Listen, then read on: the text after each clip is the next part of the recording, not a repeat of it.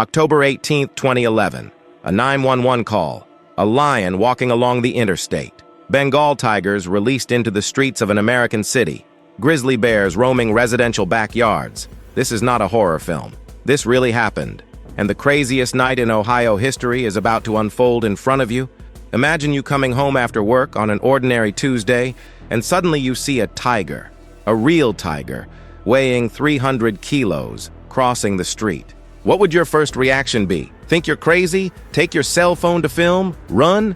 Well, the residents of Zanesville, Ohio, had to make that decision. And look, it wasn't just a tiger. There were 50 wild animals. 50. The most lethal predators on the planet unleashed on a city of 25,000 inhabitants. But before I tell you how this nightmare started, you need to meet the man behind it all. Terry Thompson, 62 years, Vietnam War veteran.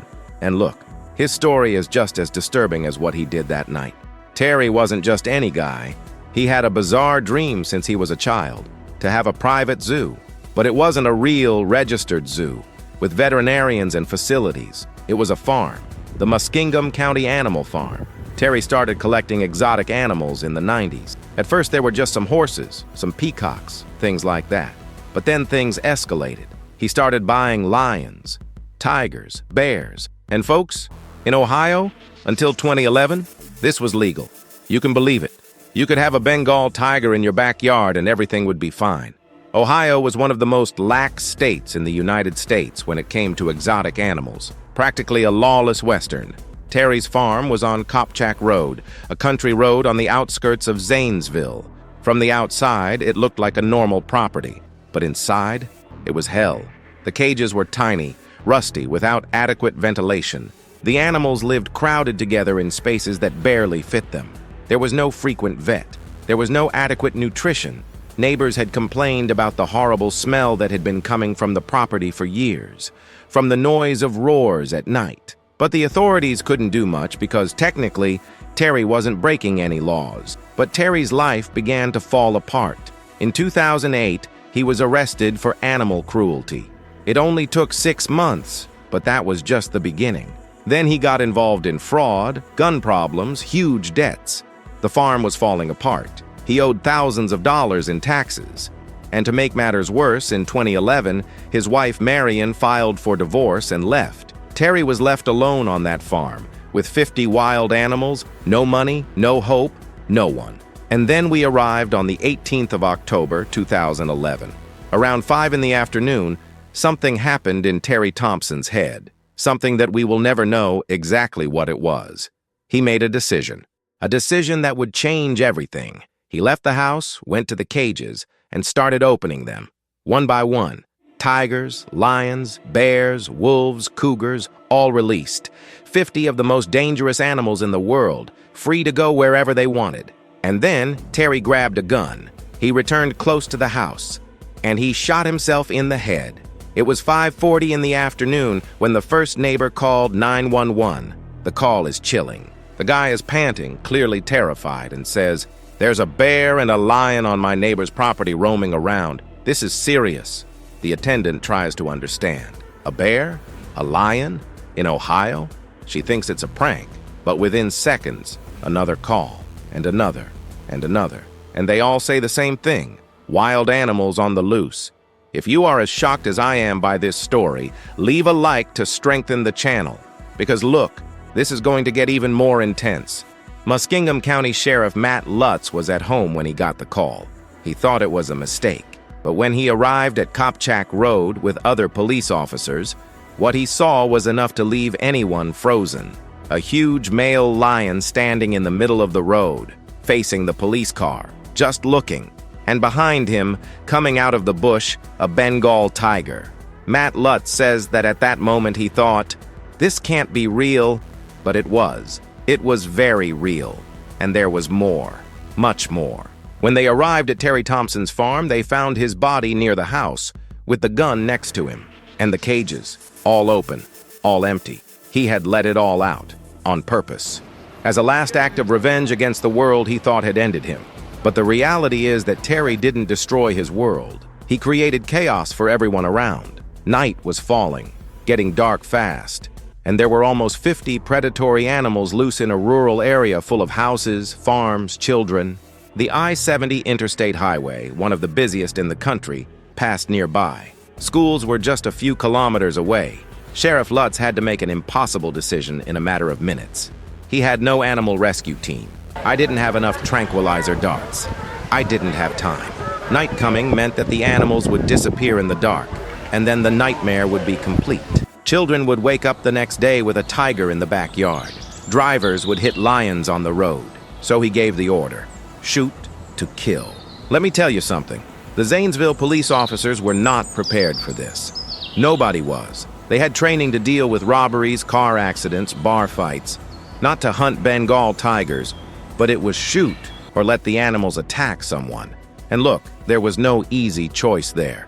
The next few minutes were surreal. Police entered the forest around the farm with flashlights and guns, looking for animals that could be anywhere. One of the officers, Deputy J. Lawhorn, says he turned a corner and came face to face with a grizzly bear, less than 3 meters. He says the bear stood upright and was bigger than him, much bigger, and he had to shoot. I didn't have time to think, to hesitate. It was either him or the bear. Another police officer reports that he found 3 lions together, leaving the bush towards a house where a family with young children lived. He screamed, tried to scare them away, but the lions didn't stop. He had to shoot all 3, right there. And then he had to knock on the door of the house and tell his family that they couldn't leave under any circumstances, that there were more animals out there. The news spread like wildfire. In less than an hour, everyone in Zanesville knew. People locked doors, closed windows, took children and pets and put them inside the house. The mayor declared an emergency. They closed I-70. They closed secondary roads. And the worst, they informed the schools that the next day, no one could go. The children would have to stay at home because there were tigers and lions running loose. Subscribe to the channel and activate the bell so you don't miss any absurd cases like this, because I guarantee you've never seen anything like it. Meanwhile, the hunt continued, but the darker it got, the harder it became. The animals spread out over a huge area. Some went into the dense forest, others to neighboring farms. A tiger was seen walking along I-70, that highway I told you about before being shot. Imagine you're driving at night 50 miles per hour and suddenly there's a tiger on the side of the road. It's crazy. They called the country's most famous wildlife expert, Jack Hanna. He had a TV show. He had worked with animals for decades. He was like the American Steve Irwin. They sent a helicopter to pick him up in Columbus, which was an hour away. When Jack arrived and saw the situation, he turned white. He says it was the most traumatic thing he had ever seen in his life. And look, the guy had already seen everything. Jack Hanna supported the sheriff's decision to shoot the animals. He explained to the press, which was already arriving in droves, that he had no other option. Tranquilizer darts don't work instantly. A tiger takes 5 to 10 minutes to faint after being darted. And during that time, if the tiger is close to a person, it can attack. And a tiger attack is fatal, just like that. But I tell you one thing, even though they knew they had no choice, the police officers were emotionally destroyed. Several of them were family men, had children and pets at home.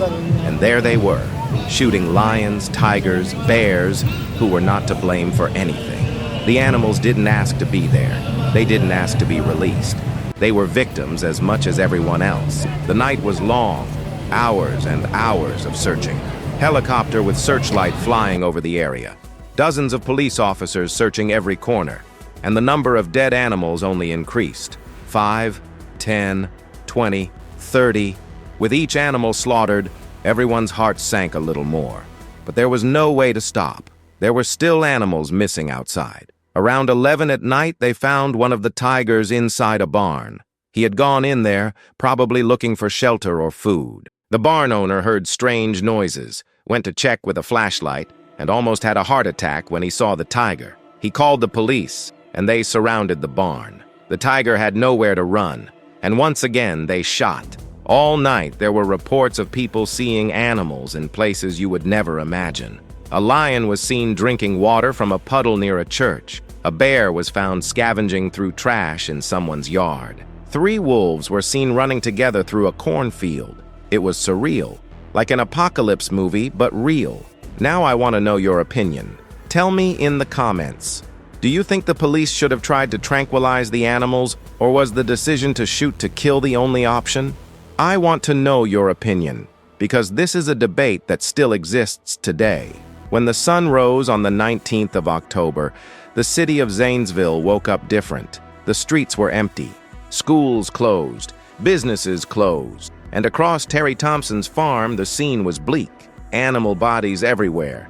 Tigers, lions, bears, wolves, cougars, all dead. In total, 48 animals were slaughtered that night. 48. 6 animals survived. 3 leopards, a grizzly bear, and 2 monkeys. They were captured alive, sedated, and taken to the Columbus Zoo. They still live there today. They are the only survivors of the Zanesville massacre. And when you see them, you can't help but think about everything that happened. The farm became the scene of investigation. Experts came in to try to understand exactly what was going through Terry Thompson's head. They didn't find a suicide note. They found no explanation.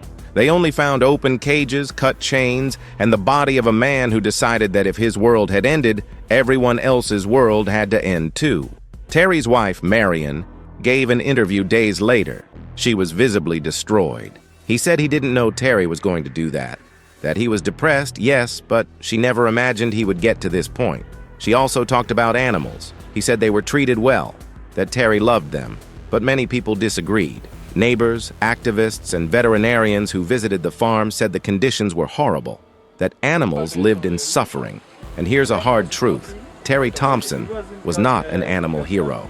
He was an obsessed collector who kept wild creatures in deplorable conditions because he wanted to, because he could. And when everything fell apart, instead of doing the right thing and giving the animals to sanctuaries, he chose revenge. He chose chaos. Zanesville's story shocked the entire United States. It appeared in all the newspapers, all TV channels. Images of the bodies of animals scattered around the farm went around the world. And the question everyone was asking was, how was this allowed? How can a person have 18 Bengal tigers in their backyard and no one does anything? The answer was simple. Ohio had no law against it. Until 2011, Ohio was one of the most permissive states in the country regarding exotic animals. You could have practically any animal as long as it wasn't a protected species. No special license was needed, no inspection needed. I didn't need anything. It was absurd. But Zanesville changed everything. Public pressure was enormous. Activists, environmentalists, politicians, everyone demanding change. And in 2012, Ohio Governor John Kasich signed one of the strictest laws in the United States on exotic animal ownership. From that moment on, you could no longer keep tigers, lions, bears, primates, or other dangerous animals without extremely strict permits. And even with a license, inspections were frequent and cumbersome. If you want to see more insane cases like this, consider becoming a member of the channel or making a contribution on Valo de Mai. Any amount helps us keep bringing these stories to you. It really makes all the difference. The law became known as the Zanesville Law. And look, she saved a lot of animals. Many collectors who kept animals in poor conditions were forced to surrender them to sanctuaries. Others simply gave up because they couldn't meet the requirements. And today, Ohio is one of the strictest states in the country in this regard. But no matter how much the law has changed, nothing brings back the 48 animals that died that night. Nothing erases the memory of the police officers who had to shoot them. Nothing consoles the people who saw those scenes. Zanesville left scars, deep scars. There's something that really catches me about this story. The animals, man, the animals didn't have any choice. They were born to live free in nature. In India, in Africa, in the forests of Asia. But they were captured or born in captivity and sold to people like Terry Thompson. They lived in tiny cages their entire lives. They suffered, and when they finally had the chance to be free, they were hunted down and killed. It's not fair. It wasn't their fault, but there was no other way out. And that's what hurts the most. The Zanesville tragedy wasn't just about Terry Thompson and his selfish decision. It was about a system that allowed wild animals to be treated as collectibles. It was about years of negligence, of lack of regulation, of authorities looking the other way. Jack Hanna said one thing at the time that sums it up. That night shouldn't have happened. Those animals shouldn't have been there. And now they've paid with their lives for human error. And look, even today, when you research Zanesville, opinions are divided. There are people who think the police did the right thing, that he had no choice. It was them or the population. And there are people who think they should have tried harder, that they could have saved more animals, that it was an unnecessary massacre. I don't know the right answer. I know it was an impossible situation, a situation that should never have existed. And in the end, the only innocents in this story were the animals. They were victims from the beginning, and they continued to be until the end. Today, Terry Thompson's farm no longer exists. It was demolished. The land was sold, and in the place of those rusty cages, there are only weeds growing, but the memory remains. Zanesville will never forget the night of October 18, 2011, the night the impossible happened. The night an entire city became the scene of a wildlife nightmare. And you know what's scarier? This could have happened anywhere. It could have been worse, much worse. Imagine if the animals had arrived in the city center. Imagine if it had happened during the day, with children on the street.